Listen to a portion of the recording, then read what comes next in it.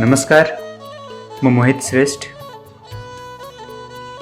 मेरो जिउँदो सपना संस्मरण सङ्ग्रहको संस्मरणहरू वाचन गर्ने क्रममा आजको अर्को श्रृङ्खलामा फेरि तपाईँहरूको माझमा एउटा संस्मरण लिएर आएको छु। आशा छ तपाईँहरूले यसलाई अन्तिमसम्म सुनेर मलाई साथ दिनुहुनेछ। यसपटकको संस्मरण वाचनको प्रक्रियामा मैले अलिकति अर्को कुरा पनि थप्न चाहेको छु। एउटा कुरा, यसपटकको संस्मरण वाचनको क्रममा एउटा कुरा थप्न मन लाग्यो। यो संस्मरण पहिलेका श्रृङ्खलाहरूमा पनि भन्ने गरेको छु कि यो एउटा युद्ध संस्मरण हो। 2052 सालदेखि नेपालमा 62-63 सालसम्म सञ्चालन भएको यो वर्ग सङ्घर्षको बेलामा सङ्गालिएका तिता मिठा संस्मरणहरू हुन्। त्यो एउटा वर्ग सङ्घर्षमा भएका एउटा परिघटना जुन बेलामा मान्छेहरूको बिचमा मित्र र दुश्मन भनेर वर्गीकरण गर्ने काम भयो। यो राजनैतिक हिसाबले, राजनीतिक घटनाक्रमले त्यस्तो स्थितिको सिर्जना गर्यो। यो संस्मरणमा पनि उल्लेख गरिएका अहिलेका सुरक्षाकर्मीहरू र त्यो बेला आन्दोलनकारीहरूले दुश्मन भन्ने गर्थे भने त्यो बेलाका सुरक्षाकर्मीहरूले आन्दोलनकारीहरूलाई आतङ्ककारी भन्ने गरिन्थ्यो, त्यसरी सम्बोधन गरिन्थ्यो। त्यो एउटा घटनाक्रममा त्यो शब्दलाई जुन जसरी व्यक्त गरिन्थ्यो त्यसरी नै संस्मरणमा उल्लेख भएको छ, उल्लेख गरिएको छ। यद्यपि यो सुन्दाखेरि, आज सुन्दाखेरि अलिकति फरक लाग्छ, केही कुराहरू सन्दर्भ नमिलेको जस्तो। यो एउटा इतिहास हो। इतिहासका सबै कुराहरू वर्तमानमा सान्दर्भिक हुन्छन् भन्ने कदापि होइन। त्यस कारणले गर्दाखेरि कति साथीहरू मसँग जोडिनुभएका साथीहरू, सुरक्षाकर्मी साथीहरू पनि हुनुहुन्छ। उहाँहरूलाई यसको विषयमा यो सुन्दाखेरि, यो पढ्दाखेरि पक्कै पनि अन्यथा लाग्ने छैन, किनकि त्यो एउटा ऐतिहासिक सन्दर्भमा भएका घटनाक्रमहरूले त्यस्तो खालको शब्दहरू प्रयोग हुन्थ्यो र आज त्यो बेलाका दुश्मन भनिनेहरू मित्र जस्ता र त्यो बेलामा मित्र भन्नेहरू आज दुश्मन जस्ता। कता कता यो कुरा चाहिँ वर्तमानमा आउँदाखेरि यी कुराहरू चाहिँ धेरै बदलिएको छ, धेरै कुराहरू बदलिएका छन्। त्यस कारणले यस मेरो संस्मरणमा उल्लेख भएका शब्दहरूले कोही कसैलाई पनि चोट नपुर्याओस् भन्ने कुरामा म चाहिँ चाहन्छु।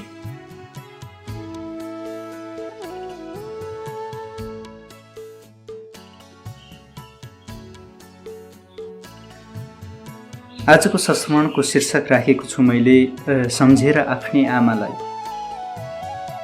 यो सम्झेर आफ्नै आमालाई भन्ने संस्मरण मैले 58 सालमा लेखेको रहेछु। यो संस्मरणलाई तपाईँहरूको माझमा राख्ने कोसिस गर्छु। खै के सम्झेर हो, उनको आँखाभरि आँसुले भिज्न थाल्यो। धिप धिप बलिरहेको मधुरो बत्तीको प्रकाश वरिपरि हामी आमा र छोरा मात्र जागरमा बसिरहेका थियौँ।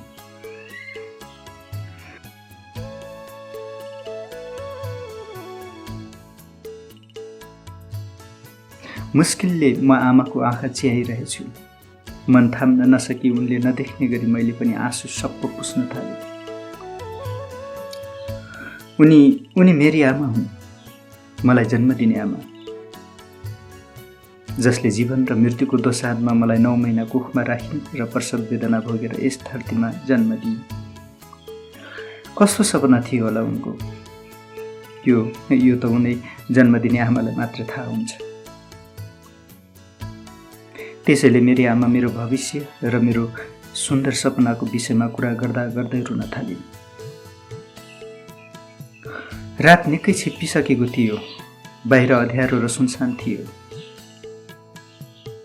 बाबा र मेरो भाइ एउटा कुनामा गुटुमुटु परेर मस्त निद्रामा परिरहेका थिए।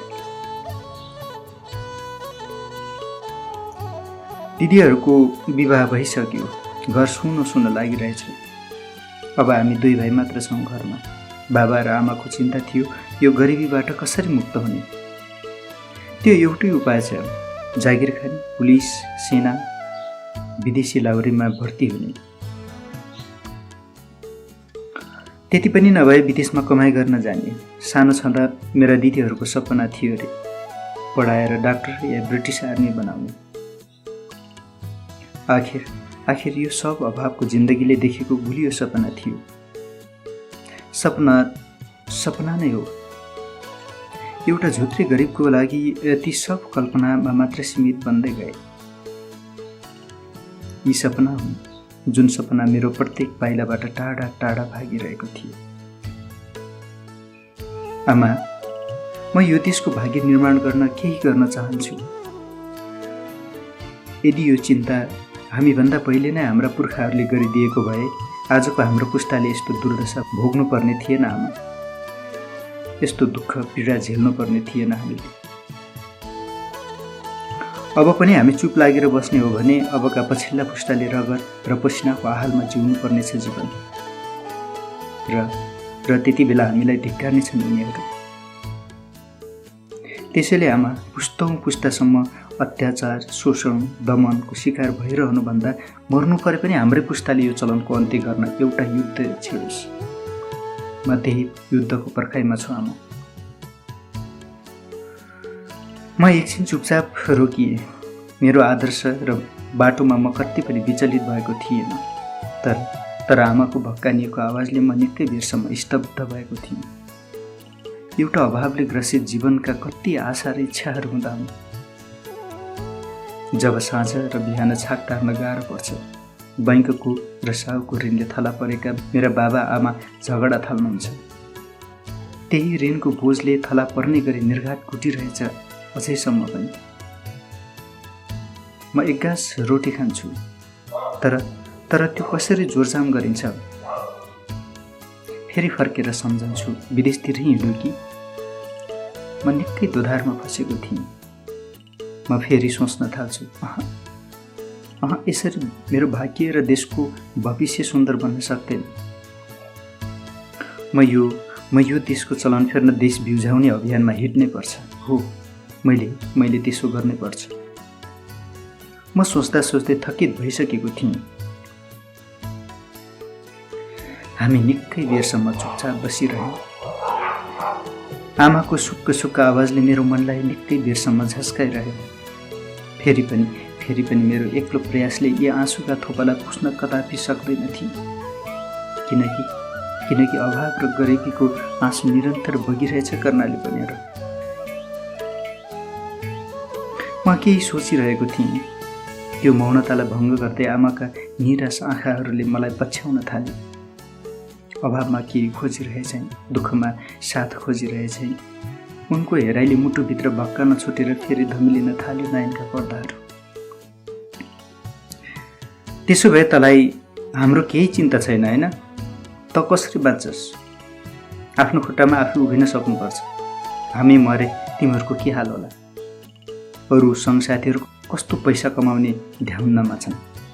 इन्द्रबहादुर लाहुरे भयो, माथिल्लो गाउँको भद्रे पुलिसमा भर्ती भयो, भक्तेले पसल थापेछ, जितेले विवाह गरेर घरजम गरी बसेछ।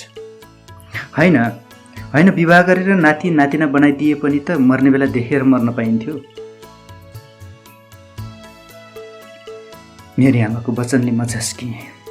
एकछिन चुपचाप सुनिरहे मात्र, किनकि प्रतिवाद गरेर आमालाई अरू धेरै रुवाउन चाहँदैन थिएँ। तर मनभित्र कति कुराहरू छचेल्केर आउँदा मनलाई सम्हाल्न नसकी उनको मनलाई सुमसुमाउन खोजिरहेँ। आमा, म मेरो भविष्यको लागि मात्र सोचेर यो दुनियाँको चलन फेरिँदैन। किनकि समाजमा धनी र गरिबको बीचमा अग्लो पर्खाल रहेसम्म, सामन्त र दलालहरू यो देशका मालिक बन्दासम्म, गरिब र निर्धनलाई निशाना बनाएर यो देशका शासकहरूले गरिबकै छोराछोरीहरूलाई लडाएर मस्ती लिइरहँदासम्म, यो देशको माटोलाई विदेशीको पाउमा चढाएर देश बेची खाने दलालहरू यो देशमा जिउँदा रहेसम्म मेरो एक्लो प्रयास र चाहनाले हाम्रो जीवनमा कहिल्यै सुख आउँदैन आमा। जबसम्म समाजमा शोषण, दमन, अत्याचार, बलात्कारका घटनाहरू घटि नै रहन्छन्, तबसम्म हामी आगोमा जलिरहनेछौँ। भुङ्ग्रोमा खसेको माछा चाहिँ छटपटाउँदै मर्नेछौँ। न हामी स्वतन्त्र भई बाँच्न पाउनेछौँ, न इच्छाले मर्न नै पाउनेछौँ। भोलि हेर्दै हामी र हाम्रा सन्तानहरू नाङ्गा बुङ्गा भएर भिकारी हुनेछौँ। देश लुटिनेछ, हामी बहुला चाहिँ सडकमा चिच्याएर रोइरहेका हुनेछौँ।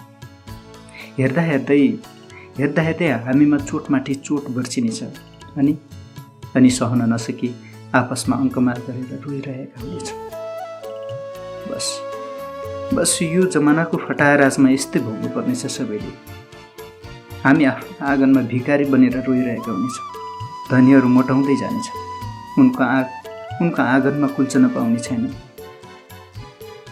उनीहरूले आजभन्दा बढ्ता कुकुरको व्यवहार गर्नेछन् अनि हामी आफ्नै छायादेखि भागिरहेका हुनेछौँ। हो आमा, यस्तै व्यवस्था भोग्नु पर्नेछ। किनकि गरिबको जुनीमा मुक्तिका लागि सङ्घर्ष नगरेसम्म मृत्युको मुखमा जिउनु पर्नेछ। आज हामी केवल मृत्यु कोरिरहेका छौँ। त्यसैले मनको लड्डु खाएर पेट भरिँदैन आमा। पेट भर्न सामन्तहरूबाट खोज्नुपर्छ रोटी। जसले काम नगरी डकारिरहेछन् ओछ्यानमा, आमाको चाहना अनुरूपमा हिँडे पनि हामीले शान्ति मिल्ने छैन आमा, जबसम्म यो देशमा लुटेराहरूले शासन गर्नेछन्। एकैछिन मौनताले छोयो रात। अघिल्लो दिनमा पुलिसको लखेटाइमा परि थकित भएको थिएँ म। बिना कारण गाउँमा फटाहरूको आँखामा माओवादी बनेको थिएँ म। त्यसैले मलाई पुलिस थानामा बुझाउन चाहन्थे, जहाँ मैले बिना कारण यातना भोग्नु पर्नेछ। यो घटनाले मेरी आमा अलिक विचार गरिन्। बिना कारण यातना भोग्नुभन्दा स्थिति शान्त नहुँदासम्म कतै लुक्ने सल्लाह दिइन्। त्यही सल्लाह अनुसार म छिप्न थालेँ। दुश्मनबाट छिप्न खोज्दै त्यसैमा रमाउन थालिसकेछु। जति दुःख गर्छु, थकित हुन्छु अनि पसिना पुज्छु, त्यति नै गर्व लाग्ने बानी बसिसकेछ। यसरी कति चाँडै आज 4 वर्ष पुरा भइसकेछ। घर, बाबा, आमा र आफन्तजनको न्यानो स्पर्शलाई छोडेर एउटा यात्री भई यात्रा गरिरहेछु। अझै सपना अझै पुरा भएको छैन। अझै मुक्ति र शान्तिको कथा पुरा भएको छैन। लेखिरहेछु कथा अझै। जबसम्म दुनियाँ हाँस्दैन, न्याय, स्वतन्त्रता र अन्यायको बिचमा अझै युद्ध चलिरहेछ। बिसाएको छैन अझै बारुदको धमाका। थाकेको छैन अझै यो तन। कति झोलाहरू च्यातिए, कति जुत्ताहरू फेरिए, कति आँसु र पसिनाका थोपा चुहिए यो माटोमा। अझै नथाकेर यात्रा गरिरहेछु।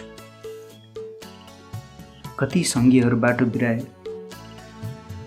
त कतिले पाइलो पिसाए, तर म अझै एउटा सुन्दर भाग्यको गीत गाउन छोडेको छैन। उनै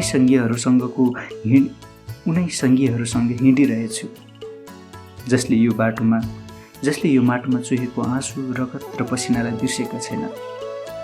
उनै मेरा साँचो अर्थका साथीहरूसँग म हिँडिरहेछु, एउटा अविराम यात्रा। जसले मुक्ति र स्वतन्त्रताको बाटो कोरे, म उनकै पाइला पछ्याइरहेछु अनि डोराइरहेछु मेरा नयाँ सङ्गी र साथीहरूलाई। हो, अझै यात्रा त जारी नै छ। यी 4 वर्ष बिचका ठुला सङ्घर्षमा हाम्रा कति आँसु बगे। बस्तीहरू उजाड र खाली पारिँदा मान्छेका मुटुहरूमा कति चोट बर्सिए। कैयौँ खारा बस्तीहरू धुवाँको मुस्लोमा उडिरहँदा कतिका रातहरू खुल्ला आकाश हुने बिते। कति नाबालकहरू बाबा आमा भन्दै जङ्गलभित्र अलग भए। कति जङ्गलबाट फर्कन पाएनन् आमाहरू। अनि कति बच्चाहरू आँगनमा बलेको आगोको ज्वालोमा खरानी बने, हो साँच्चै खरानी बनेर हावासँगै उडे। कति मान्छेहरू हत्कडी र नीलसँगै जङ्गलमा पुरियो। कोही हिरासतमा झुन्ड्याइए र पानी भन्दा भन्दै तडपिएर मरे। एउटा अभियान, एउटा अभावमुक्त सभ्य शान्त र सुन्दर मुलुक निर्माण गर्ने अभियानमा यस्तै हजारौँ वेदना र बलिदानीले भरियो यो 4 वर्ष। कति कठिन छ यात्रा, हिजो जस्तो छैन आज र आज जस्तो रहने छैन भोलि। त्यसैले म भोलिको शान्त सभ्य र सुन्दर भविष्यको लागि लडिरहेछु।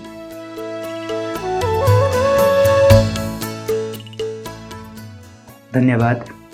सम्झेर आफ्नै आमालाई शीर्षकको यो संस्मरण तपाईँहरूको माझमा राखेँ र फेरि अर्को श्रृङ्खलामा तपाईँहरूको माझमा फरक संस्मरण लिएर भेट गर्ने कोसिस गर्नेछु। तबसम्मको लागि मलाई बिदा दिनुहोस्। नमस्कार, धन्यवाद।